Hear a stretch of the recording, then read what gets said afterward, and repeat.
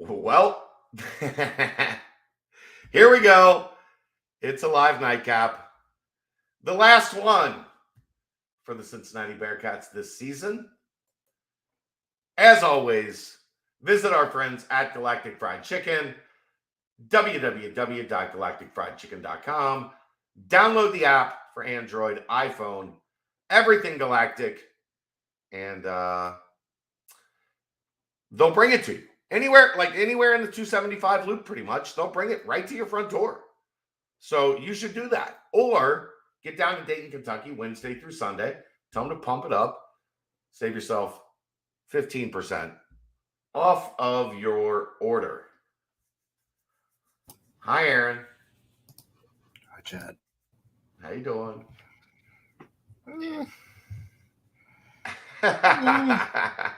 Look, I told you when we talked earlier today, I was not putting 50 on this game. Did not feel good about this game. Glad I didn't put 50 on this game. Yeah. I had 5 on it. Cincinnati falls 74-68 to Utah Valley. The season's over. Powder had himself a game. Yeah, I mean, we'll get to that. We'll get to that. The Bearcats exit on a whimper, essentially, and really it comes down to one number, Aaron. And 55. Number 55. No. I don't think that's it. No, I don't think that's it. He altered everything at the rim. He was in. No, he didn't. No, he didn't. No, he didn't. I disagree. I strongly disagree with you. He was not in the head of David DeJulius and Landers Nolly when they were missing wide open 12-footers. No, but when they drove to anytime anybody drove to the hoop, or Odie, those two didn't drive to the hoop. Poor Odie, trying to back down. Those two guys who are what make this offense go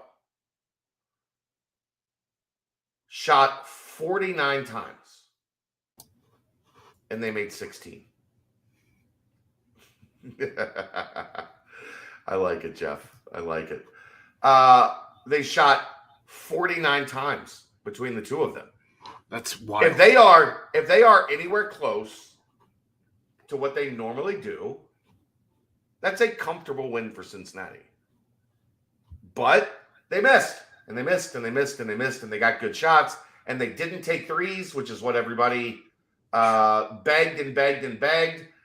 This team only shot 10 threes in the second half, and I think 5 or 6 of them were in the final minute when they had to chuck threes because they were down. They tried to work the ball inside. I was happy with it. Normally I'm not. You know me, normally I'm not. Those two guys did combine to go 5 of 17 from 3, though. Well, Landers went 5 of 10. The game. 5 of 11. He missed one at the very end. 5 of 11. Dave couldn't hit a 3. No. Everything was short. So that makes you wonder how much the altitude eventually throughout the game did get to them. But even early, Dave was short a lot on he was front rimming his floaters, which he got good looks. He was getting floaters in front of the shot blocker, which is what you want. You want, if you're going to challenge and you don't have guys that are strong finishers, you want to get to 10 or 12 feet. Yes. Yeah. Wes, if Wes shot better tonight, they drew up, I think, what they wanted as a game plan from this game offensively, and they didn't make the shots. Twitter is it's a cesspool right now. No, they didn't. You're right. As far as getting the shots that they wanted, I know. I was reading some quotes from somebody who listened to the post game, and Wes said he wishes they had a better offensive game plan. Look, I think their game plan was fine. They're offensively, defensively, they weren't good tonight. Well, defensively, they looked gassed. Like they weren't getting back on defense. They weren't Dan was a liability on defense. He got picked on a couple times for sure, Yeah. especially that middle segment of the second half. Yep. They were like, okay, Yep. here This we the go. guy. This we the got guy. him. We're Right. getting him in pick and roll. We're getting him in backdoor cuts. We're getting him off of his game. Look, anytime you have a white-on-white alley-oop, it's not a good night. From three-quarter court? Not. I mean, I felt like I was playing. You remember the old arcade game Run and Gun? Do you remember that game? Yeah. It was like that because I feel like. Oh man. Oh look, man. If you think that's an embarrassing loss, you don't know what a good basketball team looks like. Utah Valley has a very good basketball team. I don't recall who it may have been Justin who put this out, but UCF is the only team that Cincinnati beat, and they beat them twice, that had a better net ranking than Utah Valley. That's a good team. That's a good team. You went into their place. You shot 30% for the game. You didn't make a large number of threes. You didn't shoot. And you were still a bunch of free throws. And you were in the game at the under 4-minute timeout. If Dave hits that corner three, I think they actually take this game home. Or at least it comes down to like the final 2 or 3 possessions.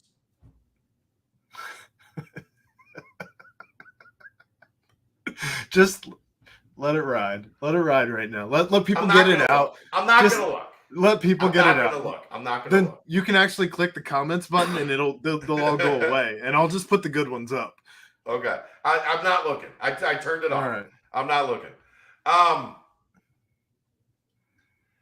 thought that they played really hard.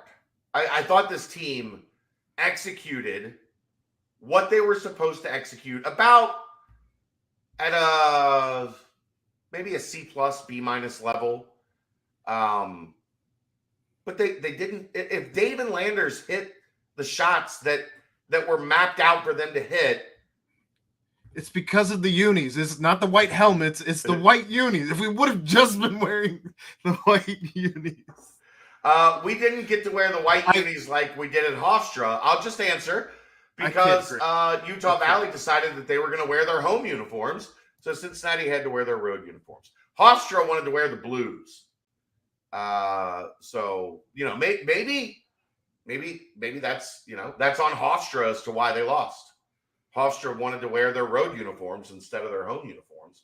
So Cincinnati got to wear the whites. Let's get this out of the way. I'm sure, I know we're going to be talking about this forever, apparently. Why they didn't play at Fifth Third Arena. I've said it before. I will say it again. When you make plans a year in advance, which is what you have to do in facilities, there are timelines. And those timelines aren't all that negotiable. They did negotiate a first-round game into that timeline that wasn't supposed to be there. The floor renovation, or the floor, whatever you want to call it, was supposed to start on the Monday after the conference tournament. They worked in a home game, and then the renovation had to start. If the renovation started in June, I just want to explain what happens if the renovation starts in June so people understand this. Basketball, men's basketball, women's basketball, and volleyball all host camps in Fifth Third Arena and throughout campus during the month of June. Those camps go a long way into paying the salaries of the assistant coaches and the support staff for each of those programs. So if you push this back any more than what they did, essentially after Virginia Tech, they had 42 days to complete a 45-day project. So they had already pushed it back 3 days. If you push it back another week, then the project can't be done. So then you have to push it into June. And if you push it into June, then you're costing those 3 programs hundreds of thousands of dollars that go towards paying the support staffs. So unless you were willing to step up and donate $250,000, there's a reason that it had to be done the way that it was. I need to interject real quick, only Okay. because I'm going to address this one time, and I don't want you to click the chat and open the chat back up, but I do want to address this. We are not going to talk about replacing the coach. Why? Because he's under contract for like 5 years after this season. So no, there's not going to be hiring a new coach right No, now it's not gonna or happen. in any near future. Also, his buyout is insane. Right. So no. His buyout is all of moving. We're moving off. If you want to have that conversation, it's not going to be here. I'm sorry. Go to that shitty Discord run by other people. I'm sorry. Have that conversation. I'm sorry for the chat who wants to have that conversation. That's not going to be here tonight or anytime soon.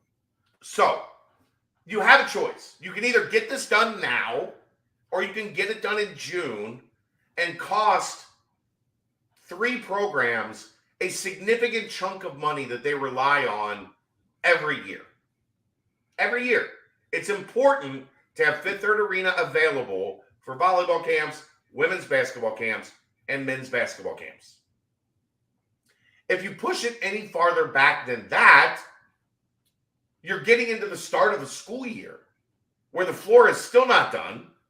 You still have that stupid American Athletic Conference logo on it. So in June of 2022, they had to make a decision. Do we start this at the end of the basketball season and get it done? Get it out of the way, get it done. Or do we wait? And if we wait, we're going to cost our athletic department significant chunks of money by making the floor not available in that window. They made the right decision. It just so happens that it turned out unfortunate. But here's my question, Aaron. On one hand, people say, I don't care about the NIT.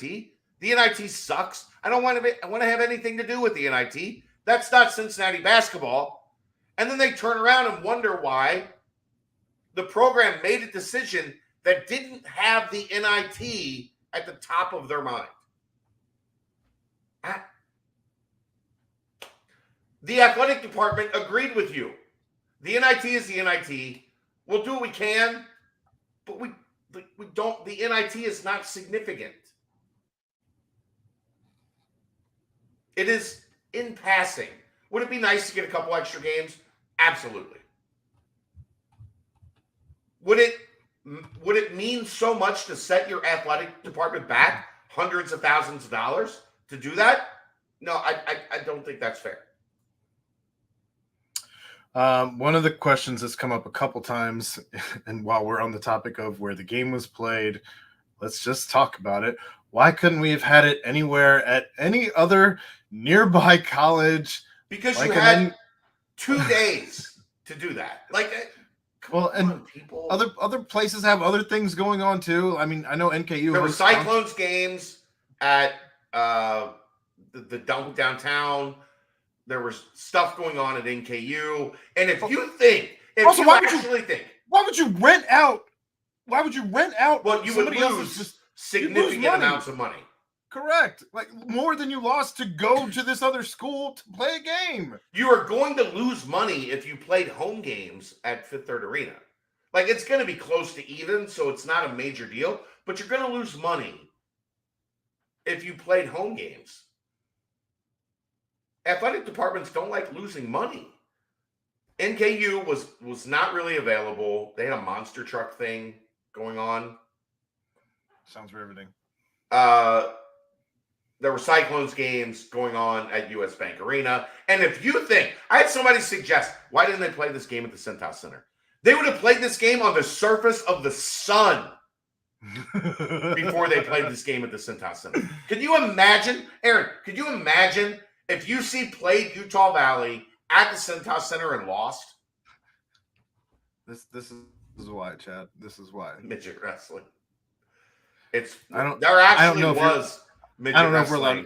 Look, you've said the word twice. Wrestling. There you go. We are not allowed to say wrestling. That was in town. However, very recently. I don't know if it was at US Bank Arena or Heritage Bank Arena or whatever bank owns the original, whatever the naming rights were.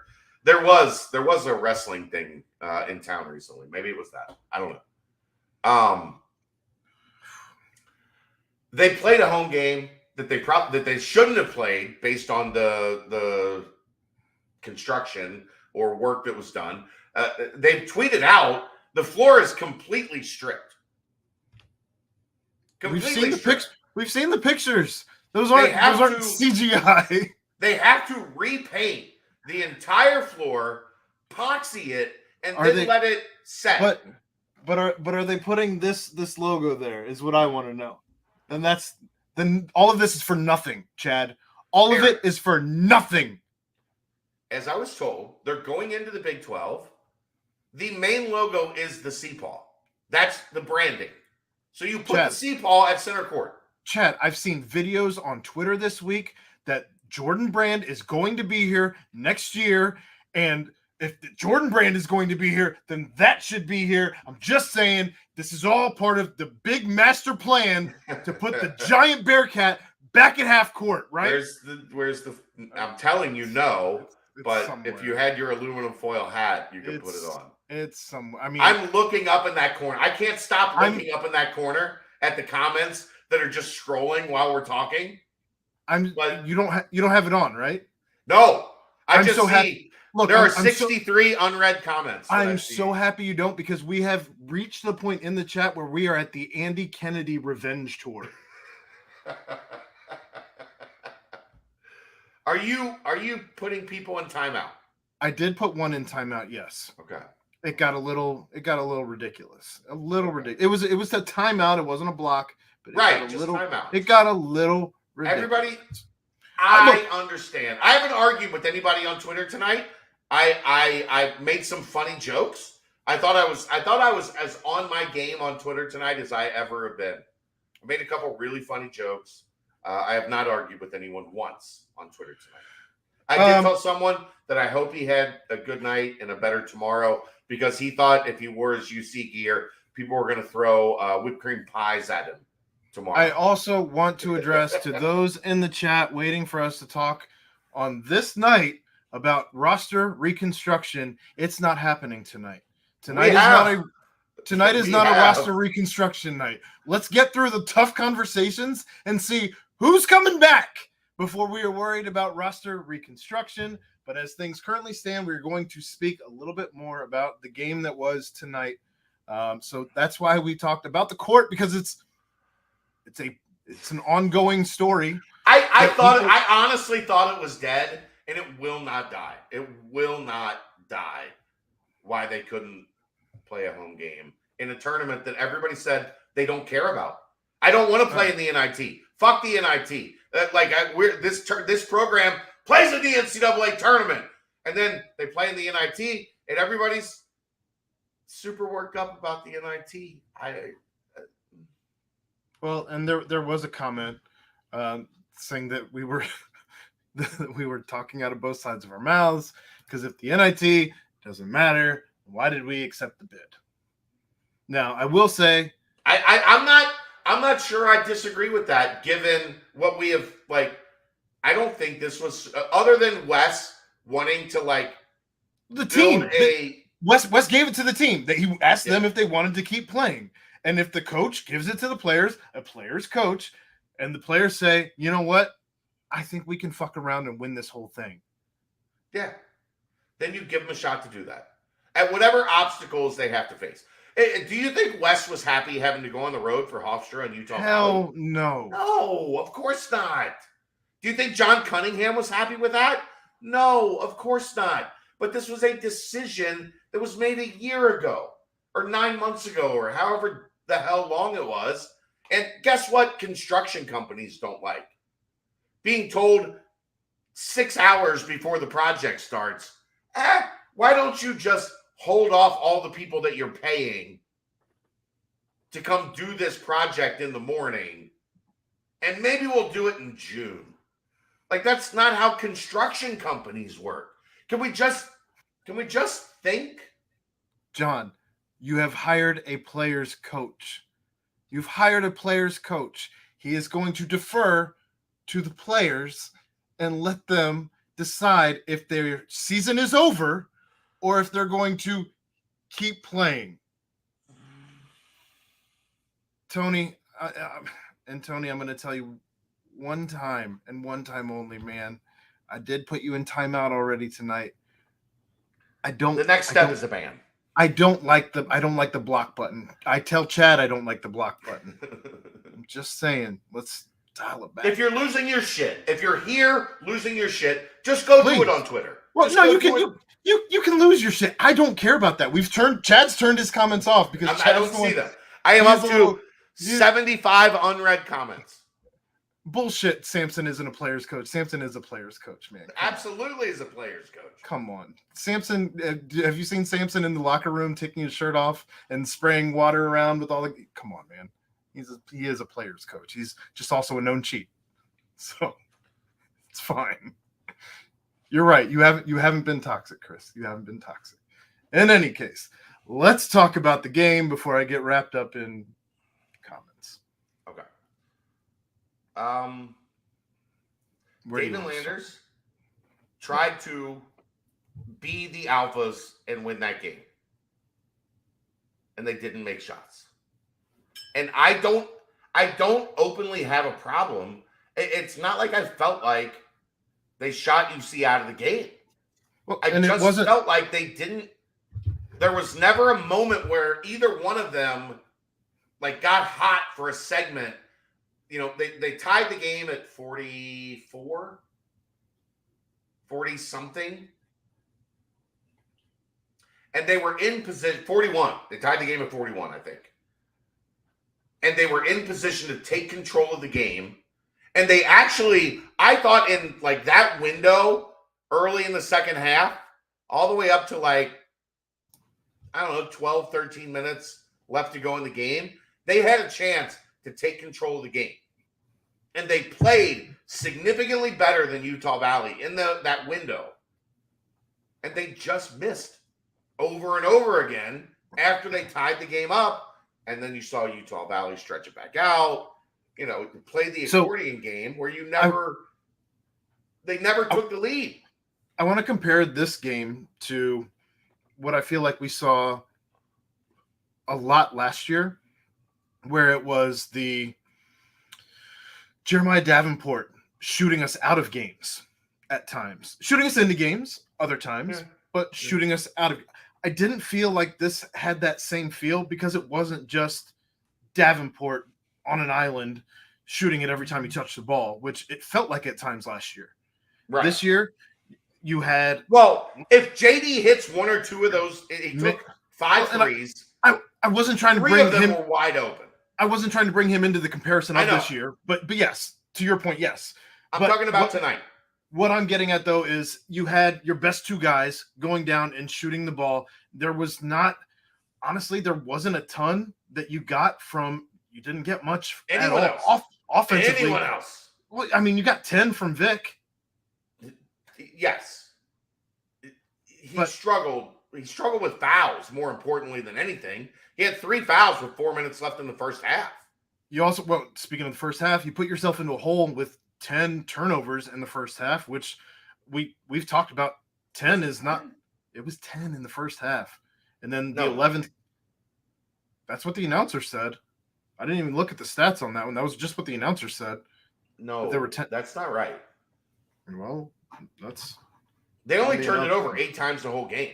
4 times in each half. I'm just telling you what I'm looking at. I agree. I see it. I'm just looking at the stats. In any case, there were. It felt. I don't know. It felt like a lot. It felt like no, they didn't turn it over much. I think the biggest problem was they certainly turned it over more in the first half than they did the second half. No, 4 in the first half, 4 in the second half. Well, 8 for the game, 4 each half.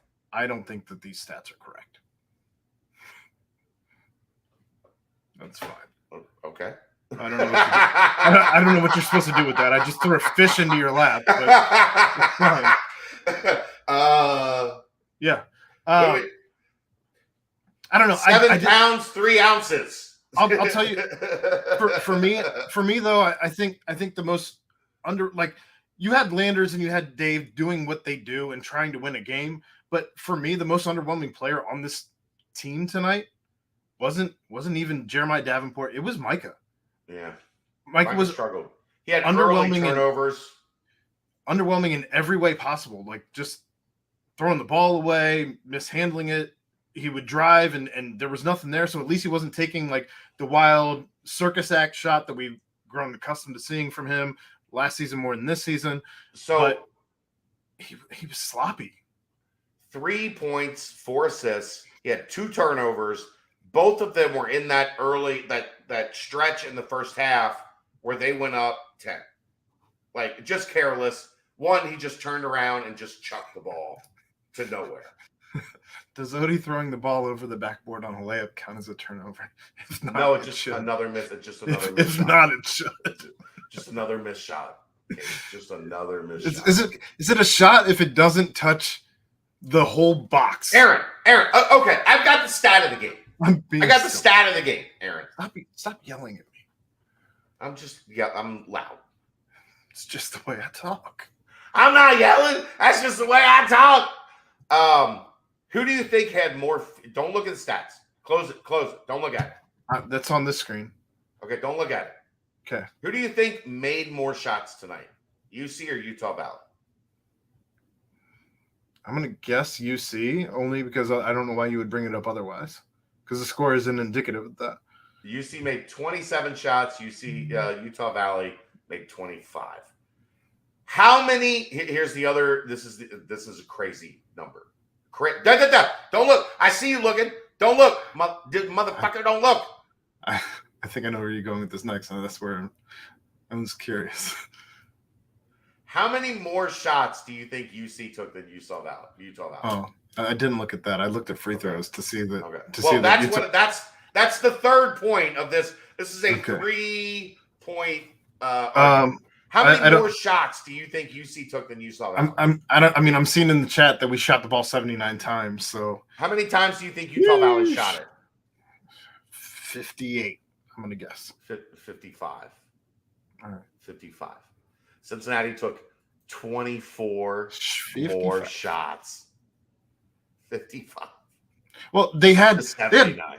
And I'm gonna look up the actual extended stats here because second chance points. Cincinnati had 19. 19 to 11. It was a Mick Cronin, Bob Huggins, throw it up on the rim and go get it game. That's mainly because they missed a grand total of 48 shots. Guess what? UVU made more free throws than we attempted. One of Chad's keys to the game. Always one of my keys to the game. Make more free throws than your opponent attempted. Some of that, though, look, some of it was they had to foul late. So I think Utah Valley added probably 8 free throws to their total down the stretch. But Utah Valley, 19 of 29 from the line. Cincinnati, 8 of 10. The frustrating part, Cincinnati was in the bonus with roughly 11 minutes to go in the second half. And I don't think they shot a free throw the rest of the way. Tucker, you've been wild in the chat tonight, so I'm going to give you some attention. No, that's how. Hold up. All I'm going to say is Ezikpe played himself into the role that he got, man. What are you talking about? He should not have played more minutes than Vic. He's wild with the ball. He can't handle the ball. And it was a redemption season for him from where Vic was 5 of 11, 10 points, 10 rebounds. That he played terrible. That's a bad game. I now have 114 unread comments, Aaron. It's getting worse. I mean, there's some. It's not toxic because I would, but there's a lot of negativity. It's the end of the season. It's the last game of the season. They lost the last game of the season. Which is why I'm letting it go. I've been far more involved here. I haven't read all these comments. I'm just saying I've been far more involved in the conversation with you. You lead the way. What else do you want? What else you want to talk about next? Micah was bad. Look, JD scored 0 points. Micah scored 3.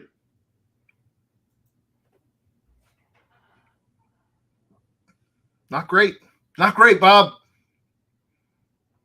In a game you lost by 6, you're 2 guys that have spent more time in this program than anybody else combined for 3 points. You led me into this question, and I didn't want to do this to you, but if you're going to bring up both of those 2 guys, Chad, if you are the coach of this team, do you have the tough conversations with these guys, hoping that you don't have to deal with them next year, or do you just let them make the decision, or do you just kindly you do the same thing you always? That's the thing people don't understand. You do the same thing you always do. Here is my vision for where you fit next year. This is what I think of where you're at. This is where I think you can improve. This is where I think you fit in next year's roster. All right. Those conversations were had with both Mike Adams-Woods and Mikey Saunders at the end of last year. And I think going into those conversations, we've talked about this a million times. Everybody thought Mike Saunders would stay, Mike Adams-Woods would leave. You mean McNeese State, Mike Saunders? I'm not saying, I'm just saying. Here's a question I have, though. And we certainly will get to the game against X today. But you didn't know about this? The baseball game. Yeah. Okay, I'm in basketball mode. Right. We'll get to that. That's down the road here. We're nowhere near kicking the can to the end of that road. I guess my question though is, do you think that you can find better than Jeremiah Davenport and Mike Adams-Woods in the transfer portal?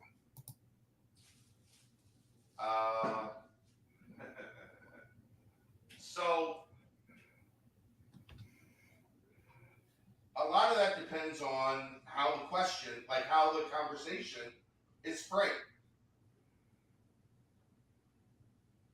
I think you're looking at both of them ideally in the Big 12 as role players. I don't think either of them are starters if you plan on being competitive in the Big 12. I don't think either of them are where you want this team to be going into the Big 12.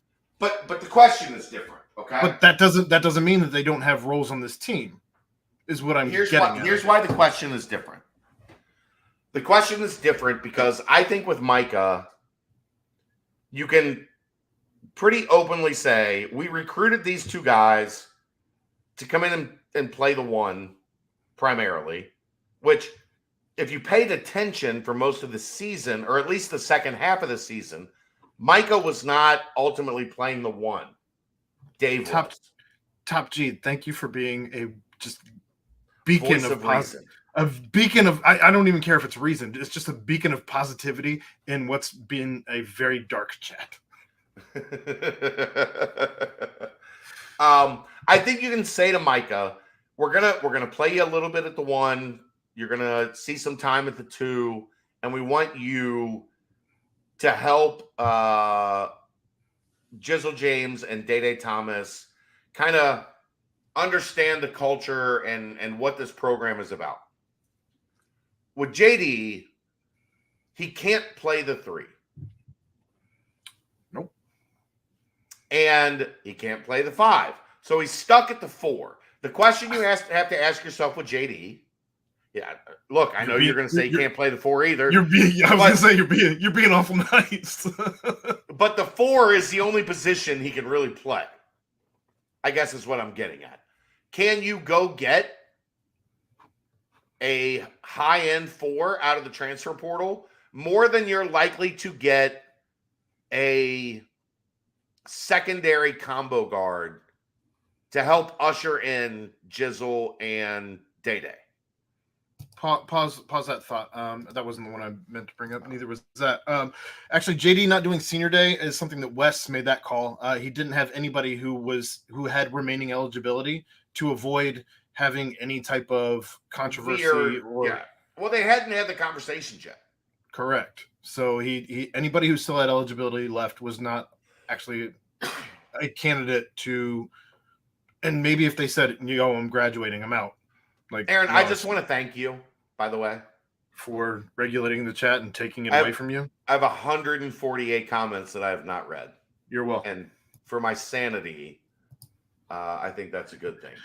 All right. Well, real quick, before we go any further, this just came through. Thank you, Hunter, for the donation. Season could have gone better, but it definitely could have gone worse. I had fun watching this team. Wes is the guy. He's had 1.5 seasons. We will be fine, y'all. Love you guys, Chad and Aaron. Prayers for your family. And then the I love you emoji. Hunter, commenter of the day. Hunter, member of the day. Hunter, MVP, Bearcat Journal MVP of the day. Thank you, Hunter. Thank you. It's greatly appreciated. It was a shitty day. I got a call last night at 11 o'clock that Kelly was not doing well. And I got a call at 5 o'clock this morning that they were moving her to the ICU. I have not slept.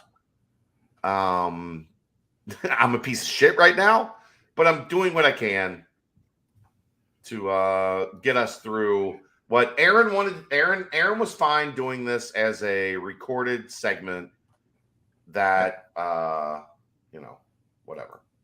It's whatever. I wanted to do it live because we're right here. We're on the front lines.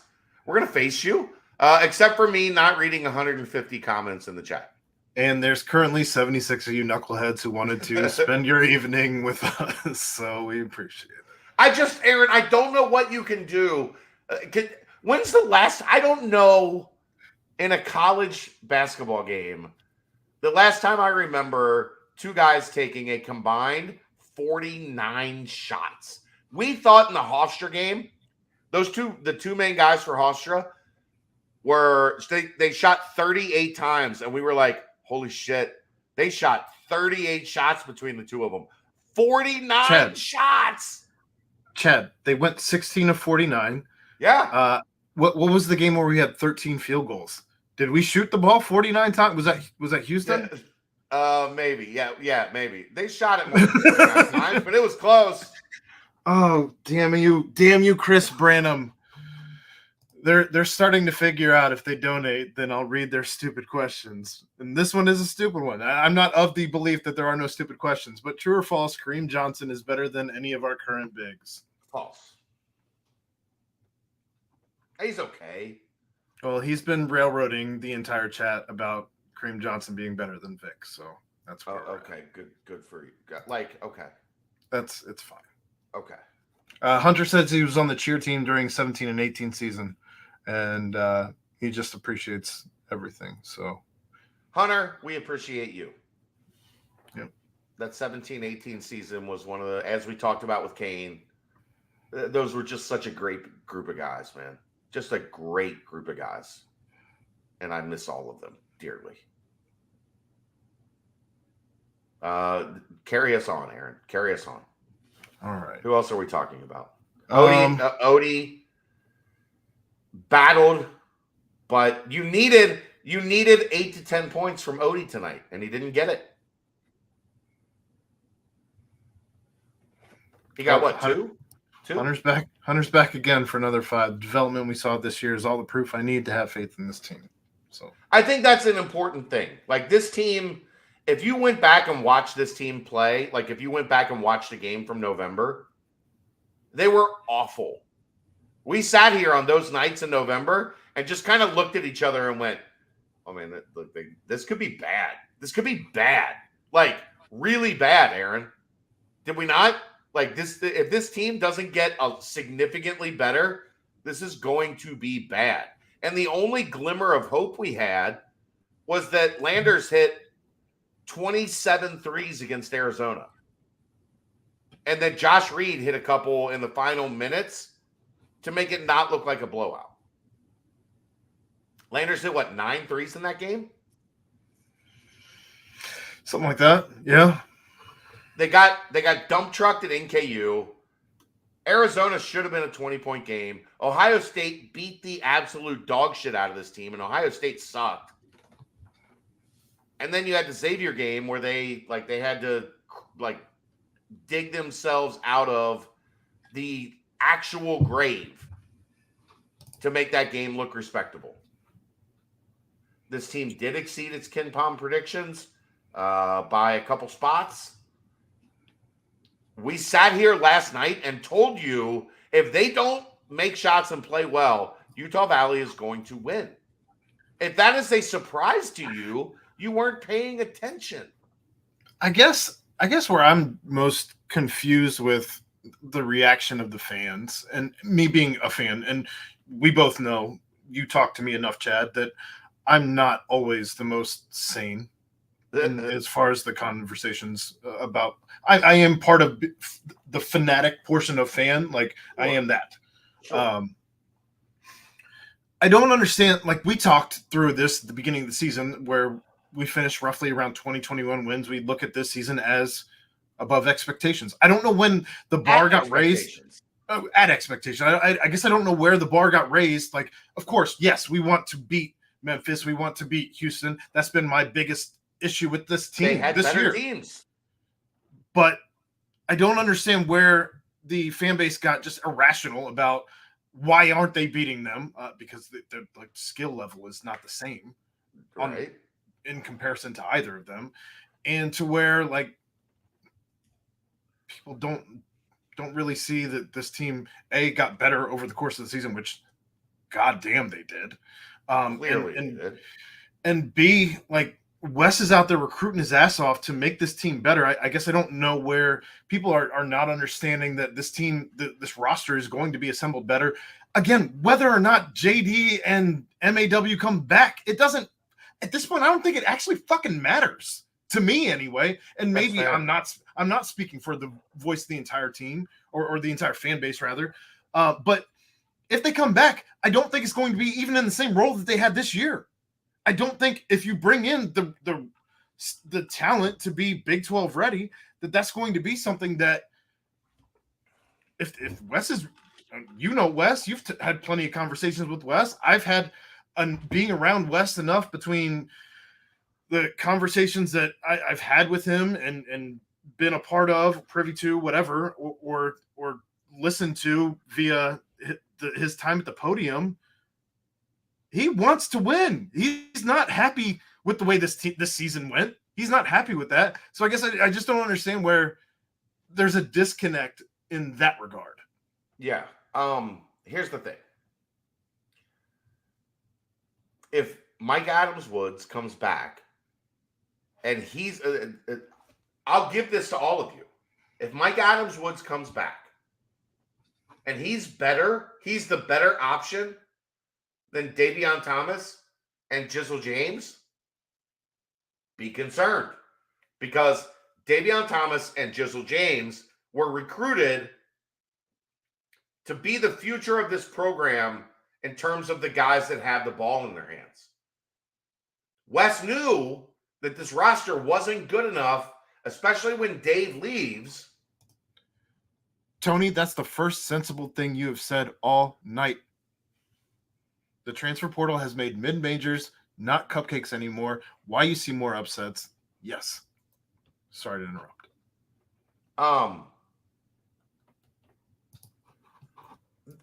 The point of bringing in the point of Isaiah Collier, first and foremost, who they went all in on, and then having a backup plan in Jizzle James, and then when you don't get Collier, you add Davion Thomas, Day Thomas. They knew very clearly they had to be better when it came to the guy with the ball in his hands more often than not in the system. So they went out and they recruited two guys that they truly believe are going to be high-end players with the ball in their hands going forward. If Mike Adams-Woods outplays them and earns 30 minutes a game, then next year, lose your damn mind about how this played out. But if Mike Adams-Woods becomes a locker room calming influence or a guy that understands defensively what's being asked, offensively where to move the ball, how they want to run their offense off ball screens, how they want to run flow, how they want to run their sets, and he can mentor the two new guys and he's willing to do that, then you bring him back. And if he wins the job again, which we never fully got to see, was he better than Rob Fennessy? Because Rob got hurt early. Rob was playing more minutes than Micah before Rob went down. And even when they were right. Yeah. So, yes, the Rob experiment failed. But not for a lack of what they saw in Rob and what they wanted. I'll take it a step further, Chad. A step further than I know you're willing to go, and say that if Micah and JD play minutes that are even close to what they played this year, then I think that it's fair to lose your damn mind. The criticism on Wes Miller is warranted at that point. But with the roster as it is currently assembled, who in the holy fuck are you going to put in for them? Who on this roster? Who? Well, you know who was supposed to cut into JD's minutes? Josh Reed. John Newman. Well, yes. That was... And you've never had him. I've not considered him part of this team. Right. We were hoping never had him. We were also hoping that we'd see some development out of Josh Reed that we saw out of Dan Skillings, but Josh Reed became... Sure, but Josh was 4 years behind JD. Dan is only 2 years into playing, but he has a lot of skill. Right. He's also a defensive liability. Now, Josh Reed is he needs to bulk up if he's going to be a 4. We'll get into that as the offseason progresses. But there's a lot of stuff here that I'm up to 203 comments that I haven't read. Aaron. Look, man. Are you proud of me? Are you proud of me that I haven't gone over there and clicked that button? Because it is, I want to go click that button and start reading comments and responding to people, but I haven't done it. I'm showing the patience of Job.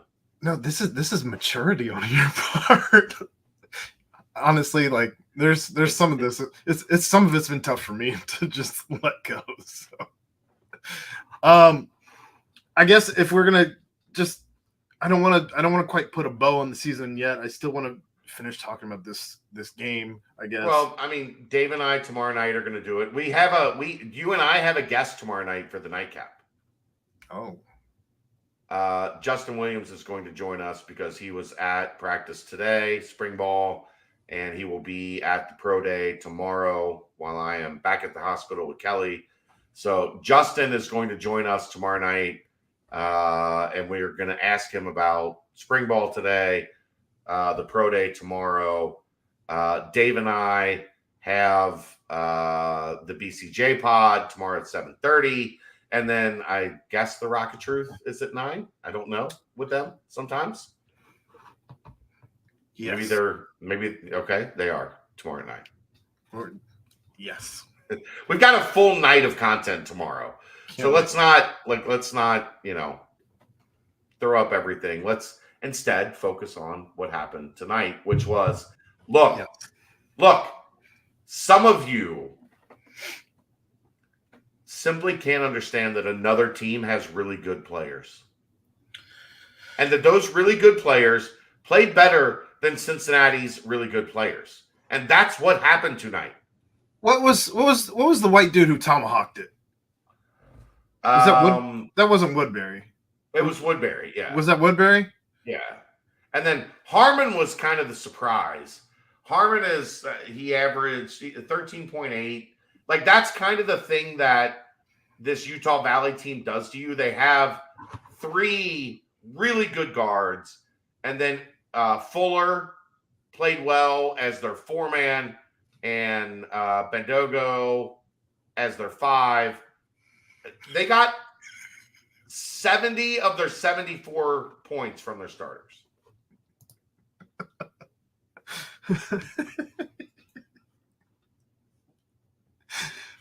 No, Gilbert. Daniel from Bridgetown is not going to be a guest anytime soon. I love Dan from Bridgetown. I love him. I know you do. Hunter, thank you again for the donation. This was part 2 of his his mentions, whatever. What do we call these comments? Comments, people like bitching just to bitch. Easy way to tell they don't know ball. Hunter's being a BCJ defender tonight. Yeah, like UC lost, or they lost the rebounding battle 46-40. You know why they lost the rebounding battle? Because they missed 52 shots. Well, I guess as you bring up rebounding and all that, what percentage do you think Vic is playing at right now on that ankle? Because I still don't think he's 100. 72.8%. All right, we got an exact. Great. That comes. I think his ankle injury is also causing other problems as he tries to compensate. And that's actually a point that I brought up in one of my chats tonight in my text conversations with friends. I'd mentioned that I thought that Vic was overcompensating because of the injury that he still has not yet recovered from. So I agree. Fuller, I'm not sure how old Fuller is. Fuller looked like a guy who should have grass stains on his New Balances.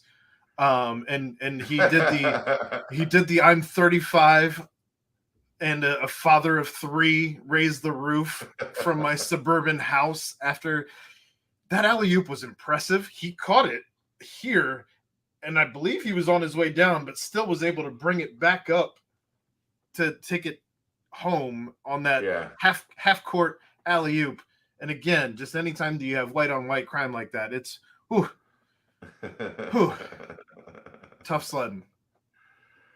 That was sick. That dunk was, I mean, that thing should have bounced off the backboard and gone. Bounced off his forehead.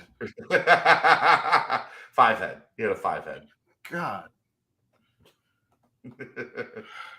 Remember Stephen A? You didn't have a 4 head. He had an 8 head, 9 head, 10 head.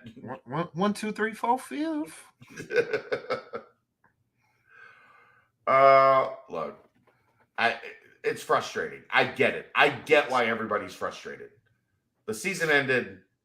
Everybody wanted to go to Vegas and play for a championship. Myself included. Aaron, can I tell you this? Just between us. Circle of truth. If this team would have gone to Vegas and lost to Andy Kennedy, I might have taken a month off. I mean, I would have been. I know that I joke around and do. I do the Arnold Predator. Do it! Kill me now! Do it! You would have not. We would not have been doing a live nightcap next Tuesday after. I would have been hammered.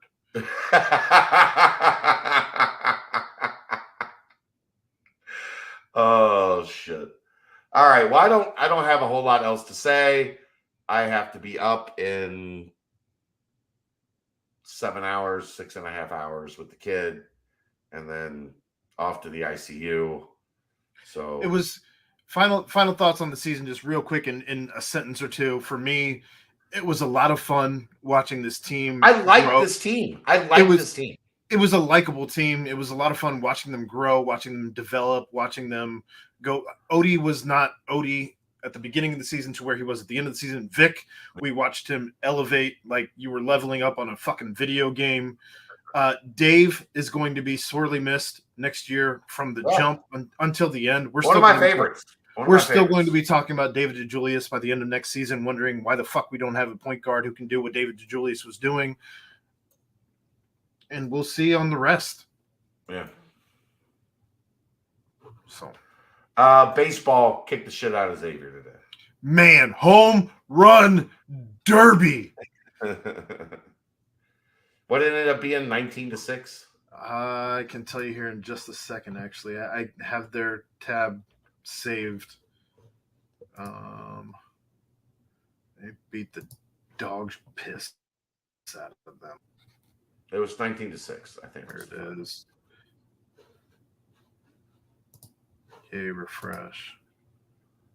Should I wait until we get to 250 comments that I haven't read tonight? Because I think this saved my soul tonight.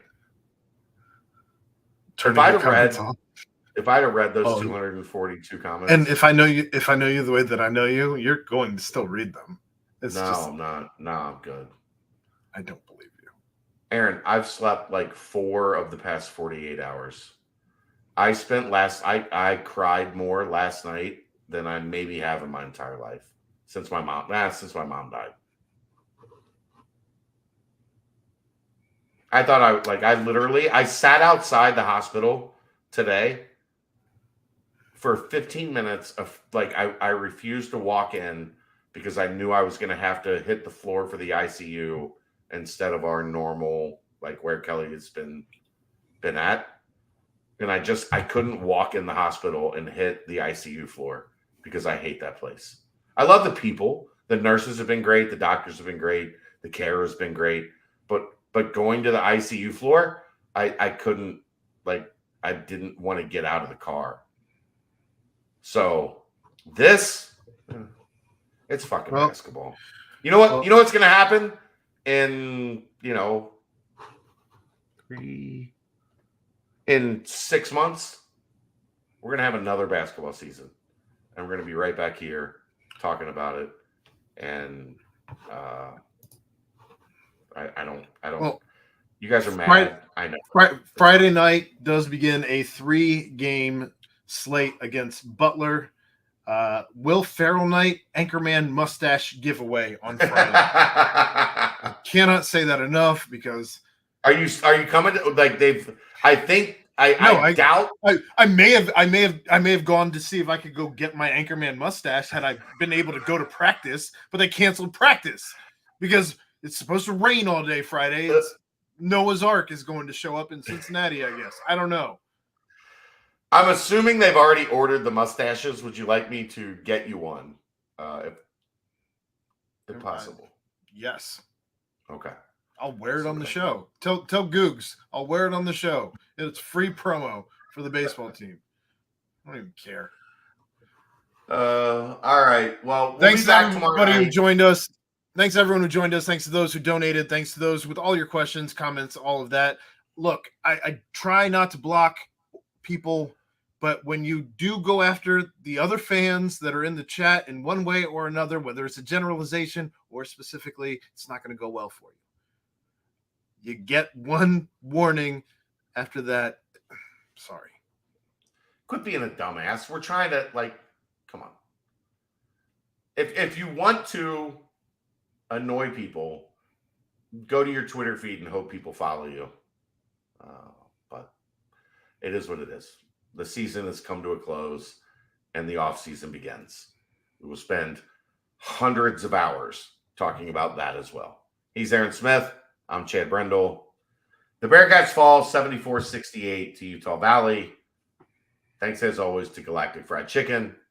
This is the Nightcap on BearcatJournal.com. See ya!